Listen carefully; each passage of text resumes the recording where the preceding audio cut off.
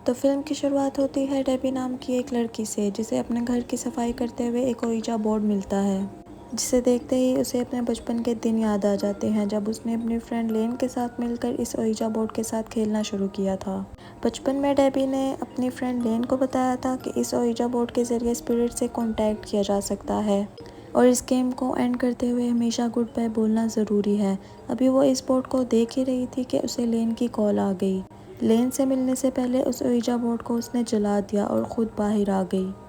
लेन असल में उसका इंतज़ार कर रही थी कि वो दोनों मिलकर फुटबॉल मैच देखने के लिए जाएंगे, लेकिन डेबी ने ये कहते हुए मना कर दिया कि अभी मेरे पेरेंट्स घर पर नहीं हैं और कुछ ही देर में वो वापस आ जाएंगे। मैं आज तुम्हारे साथ नहीं चल सकती लेन, हम सुबह को मिलेंगे। लेन उसकी बात मान लेती है। डेबी उसे गुड बाय कहती है और घर के अंदर वापस आ जाती है। ये उसका डिनर टाइम था। वो अकेली आराम से अपना डिनर कर रही थी कि अचानक उसके बैकयार्ड का दरवाज़ा खुल गया। वो घबराई नहीं, उसने जाकर देखा तो वहाँ कोई नहीं था। वो बैकयार्ड का दरवाज़ा बंद कर कंफ्यूज जैसे ही वापस किचन में आई तो उसने देखा कि स्टोव भी चल रहा है। हालांकि जब वो यहाँ से गई थी तो हर चीज़ बंद थी। अब डेबी ने स्टोव को बंद ही किया कि अचानक उसे अपने ऊपर से कोई आवाज़ आने लगी। वो अब अपने रूम में गई तो उसे बेड पर सही सलामत ओइजा बोर्ड दिखाई दिया, जिसे वो पहले ही जला चुकी थी। चलते हुए उसके पाँव से ओइजा बोर्ड की प्लांचेट टकरा जाती है, जिसे वो उठा के उसके लेंस में देखती है तो हमें उसके लेंस से दिखने वाली आंख बिल्कुल सफ़ेद दिखाई देती है। इसका मतलब था कि अब उसे किसी ने पोजेस्ट कर लिया था और वो अब नॉर्मल इंसान नहीं रही थी। अब डेबी अपने रूम में लगी हुई फेरी लाइट्स को उतारती है और उसे अपने गले के इर्द गिर्द लपेट लेती है, जिसके बाद फर्स्ट फ्लोर से जंप करके अपने आप को फांसी देकर वो अपनी जान ले लेती है। सुबह होने पर हमें डेबी की फ्रेंड लेन को दिखाया जाता है, जिसे उसकी मॉम ने शॉकिंग न्यूज़ दी थी कि उसकी बेस्ट फ्रेंड डेबी, जिससे वो रात को ही मिलकर आई थी, वो अब इस दुनिया में नहीं रही। इसलिए अब लेन की फैमिली और लेन और डेबी के कुछ दोस्त डेबी के पेरेंट्स के पास जाते हैं उन्हें हौसला देने के लिए। लेन बहुत ज़्यादा डिस्टर्ब थी इस हादसे से। वो डेबी की याद में डेबी के रूम में जाती है। यहाँ पर उसे ओइजा बोर्ड की प्लांचेट मिलती है। यहाँ पर डेबी की मॉम भी आ जाती हैं, जो लेन को एक बॉक्स देती हैं, जिसमें डेबी और लेन की बचपन की कुछ चीज़ें थी, डेबी की कुछ यादें थी। लेन उन्हें लेकर घर आ जाती है और देखती है कि इसके अंदर काफ़ी सारी उनकी पुरानी पिक्चर्स थी, उनके फ्रेंडशिप बैंड्स थे और कुछ वीडियोस भी थी, जिन्हें देखकर लेन पूरी रात डेबी को याद करती रही। और अगले दिन जब वो स्कूल गई तो उसने अपने फ्रेंड से शेयर किया कि डेबी के मरने के बाद भी मुझे ऐसा ही लग रहा है जैसे डेबी मरी ही ना हो, वो मेरे इर्द गिर्द ही कहीं हो और मुझे लगता है कि जैसे वो मुझसे कुछ कहना चाहती हो। मैं उससे बात करना चाहती हूँ और बात करने का उनके पास एक ही तरीका था, वो था ओइजा बोर्ड। अब लेन अपनी सिस्टर सारा और अपने फ्रेंड ग्रुप के साथ ओइजा बोर्ड ट्राई करने का डिसाइड करती है ताकि वो डेबी से बात कर पाए। ये लोग इस गेम को डेबी के घर खेलने का डिसाइड करते हैं क्योंकि डेबी के वहाँ पर होने के चांसेस ज़्यादा थे। अब लेन जाकर उसके रूम से ओइजा बोर्ड और प्लांचेट उठा लाती है, जिसके बाद ये सभी लोग गेम खेलना स्टार्ट कर देते हैं। सब ने अपनी फिंगर्स प्लांचेट पर रख दी थी। ये लोग सबसे पहले सवाल करते हैं कि अगर हमारे अलावा कोई भी चीज़ यहाँ पर है तो वो हमें अपनी मौजूदगी का एहसास दिलवाए। पहले तो कुछ नहीं होता, लेकिन कुछ ही मिनट बाद एकदम से प्लांचेट यस पर मूव हो जाती है, यानी इसका मतलब कोई यहाँ पर था। प्लांचेट मूव करते हुए हाय फ्रेंड्स बनाती है, यानी जो भी चीज़ यहाँ पर थी वो इन सब को कहती है हाय फ्रेंड्स। अब इन्होंने सवाल किया कि तुम कौन हो। प्लांचेट डी पर मूव हो गई, जिससे उन्हें लगा कि वो डेबी ही है। उन्होंने डेबी से अपने दिल की बातें कहना शुरू कर दी कि वो डेबी को बहुत याद करते हैं। इसके बाद ये लोग भी गुड बाय कर देते हैं और फिर प्लांचेट भी दोबारा से गुड बाय पर आ जाती है, जैसे वो सोल, वो स्पिरिट भी उन्हें गुड बाय कह रही हो। गुड बाय पर आते ही उनके घर की लाइट जा चुकी थी। ये लोग बहुत ज़्यादा हैरान हो जाते हैं कि एकदम से लाइट कैसे चलेगी। अब लेन और उसके दो साथी मोबाइल की फ्लैश लाइट लिए मेन स्विच चेक करने के लिए जाते हैं। लेन उस टाइम चलते हुए जब किचन के पास से गुजरी तो उसे वहाँ पर स्टोव चलता हुआ दिखाई दिया। अभी उसने स्टोव बंद ही किया था कि उसके आगे जाने वाला पीठ एकदम से चिल्लाया। उसके सामने शीशा था। ये सब जब उसके पास आए तो उससे पूछा क्या हुआ तुम्हें। पीठ ने बताया कि मैंने अभी अभी शीशे में किसी की परछाई देखी थी और तभी किसी ने पीछे से मुझे धक्का दे दिया। मेरा हाथ शीशे पर लगा और जख्मी हो गया। ये सब जो हुआ ये बहुत ज़्यादा डरा देने वाला था, इसीलिए सब फ़ौरन इस घर से बाहर निकल आए और अपने अपने घर चले गए। लेकिन आज के बाद से हर एक के साथ अजीबोगरीब काम शुरू हो जाते हैं। जैसे उनका एक दोस्त ट्रेवर जब कहीं जा रहा था तो उसके सामने एक ट्रॉली आ गई, जिससे उसका एक्सीडेंट होते होते बचा। और फिर अचानक से उसके सामने दीवार पर हाय फ्रेंड्स लिखा हुआ आ गया। दूसरी तरफ उनकी दूसरी दोस्त इज़ाबेल अपने घर जाने लगी तो उसे अपनी कार पर हाय फ्रेंड्स लिखा दिखाई दिया। यहाँ तक कि पीट को भी अपने डेस्क पर हाय फ्रेंड्स लिखा हुआ दिखाई दिया। यहाँ लेन को भी अपने लैपटॉप पर हाय फ्रेंड्स लिखा हुआ दिखाई दिया। और ये सारे अलग अलग बहुत ज़्यादा परेशान हो गए। सुबह जब ये स्कूल में मिले तो इन सब ने अपने साथ होने वाले इंसिडेंट को आपस में शेयर किया और इन्होंने बात की कि लगता है डेबी इनसे कुछ कहना चाहती है। इसीलिए उन्होंने फैसला किया कि जल्दी ओइजा बोर्ड वाली गेम दोबारा खेलेंगे ताकि ये डेबी से बात कर पाएँ और जान पाएँ कि आखिर वो कहना क्या चाह रही है। अब ये डिसाइड करने के बाद रात को दोबारा सारे डेबी के घर आ जाते हैं। उसी डाइनिंग टेबल पर दोबारा ये लोग ओइजा बोर्ड सेट करते हैं और अपनी फिंगर्स रख कर बैठ जाते हैं। सबसे पहले उन्होंने सवाल किया कि डेबी अगर तुम हमारे पास हो तो हमें कोई इशारा दो। और ये कहते ही उनके सामने वाली चेयर सिरक जाती है। ये लोग घबराए नहीं और उन्होंने दूसरा सवाल किया और प्लेनचिट एकदम से नो की तरफ मूव हो गई, यानी वो डेबी नहीं थी। अब प्लेनचिट जेड की तरफ मूव होता है, यानी ये जो भी स्पिरिट थी उसका नाम जेड और डी से बन रहा था। इसके बाद प्लेनचिट एक के बाद एक लफ्ज़ की तरफ मूव होने लग जाती है और ये लोग देखते हैं कि प्लेनचिट के ज़रिए स्पिरिट ने ये लिखा था रन मदर इज़ कमिंग, यानी भागो मॉम आ रही है। इसके ये कहते ही इनका ओइजा बोर्ड हवा में उड़ जाता है। ये चारों चिल्लाते हैं और यहाँ से भाग जाते हैं। अब लेन घर पर आ जाती है। डेबी लेन के लिए बहुत ज़्यादा उदास थी। वो दोबारा डेबी की वीडियोस देखने लगती है और इन्हीं वीडियोस में से डेबी ने एक वीडियो में उस ओइजा बोर्ड के बारे में बताया था। ये ओइजा बोर्ड असल में डेबी का नहीं था। उसे तो ये उसी घर से मिला था जो पुराने घर के ओनर्स का था। उसे मिला था ये एटिक की सफाई करते हुए। ये जानकर लेन ने फैसला किया कि वो अगले दिन डेबी की एटिक में ज़रूर जाएगी। असल में वो जानना चाहती थी कि जो सोल्स उनसे बातें कर रही हैं वो कौन है और क्या उनका ताल्लुक डेबी के घर में रहने वाले लोगों से तो नहीं। अगले दिन वो एटिक में चली जाती है और वहाँ पुरानी रहने वाली फैमिली की उसे काफ़ी सारी चीज़ें मिलती हैं और पिक्चर्स भी। और यहीं से उसे ये भी पता चलता है कि पहले इस घर में जेंटर फैमिली रहा करती थी। इनके बारे में जब वो सर्च करती है तो उसे शॉकिंग न्यूज़ पता चलती हैं।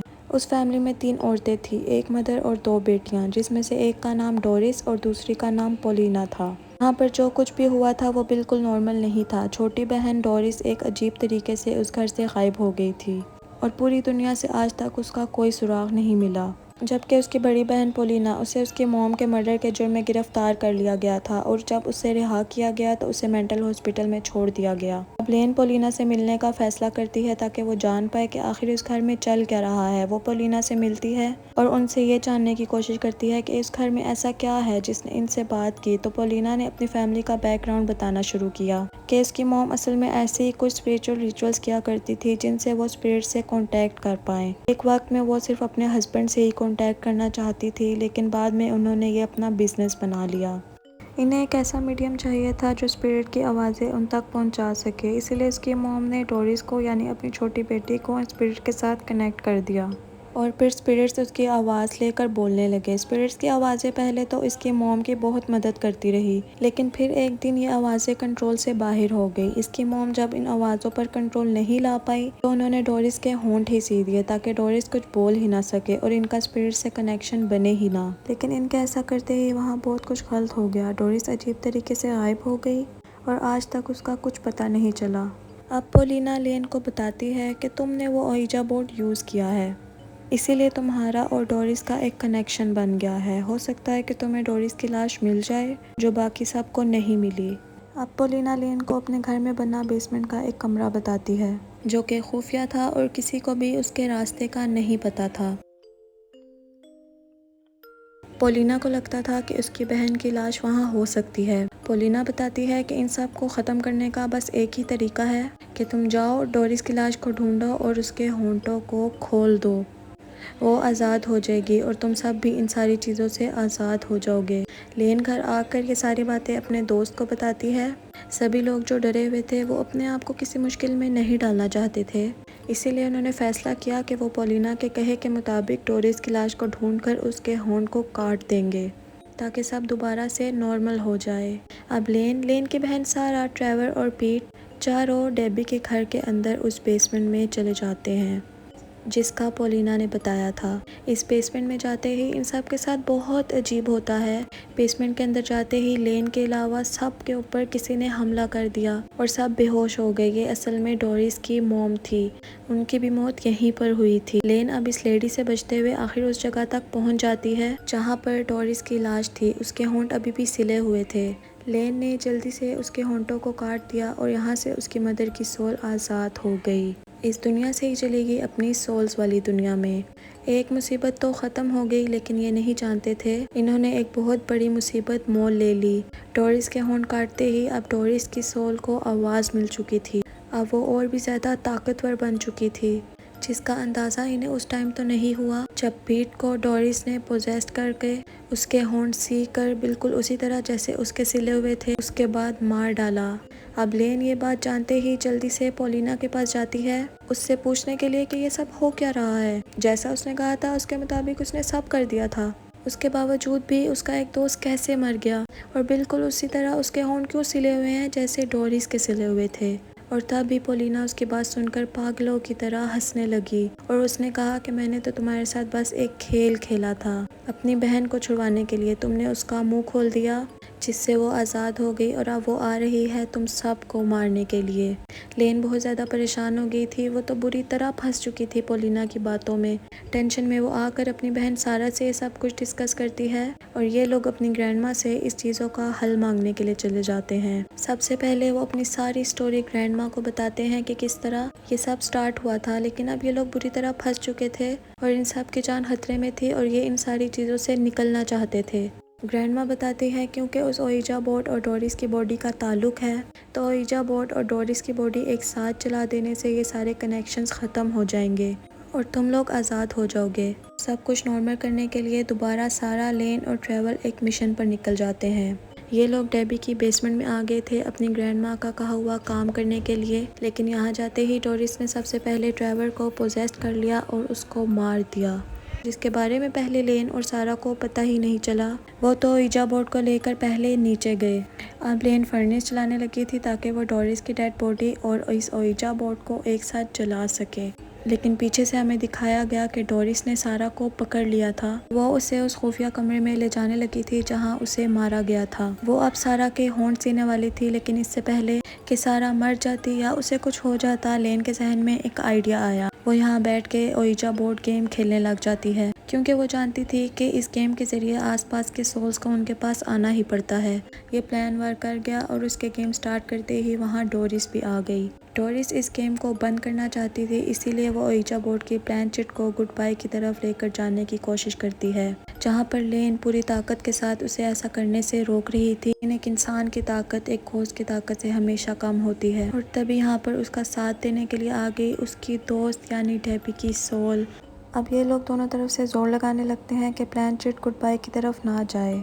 जिस वक्त इन लोगों के दरमियान प्लानचेट को लेकर लड़ाई चल रही थी, पीछे से सारा ने मौका देखा और उठकर जल्दी से डोरिस की लाश को फर्नेस में फेंक दिया और इसी टाइम लेन ने भी ओइजा बोर्ड को उठाकर फर्नेस में फेंक दिया।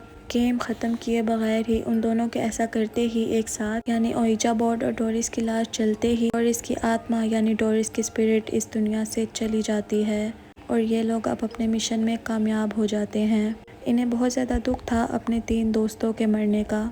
कहानी के पोस्ट क्रेडिट सीन में हमें दिखाया जाता है कि लेन जब अपने कमरे में थी तो उसे प्लानचेट अपने कमरे में दिखाई दी, जिसे उठाकर उसके लेंस से जब उसने देखा तो हमें उसकी आंख बिल्कुल एक नॉर्मल इंसानी आंख की तरह दिखाई दी, जिसका मतलब था कि अब सारी ईवल चीज़ें ख़त्म हो चुकी हैं और इसी के साथ ये मूवी भी यहाँ ख़त्म हो जाती है।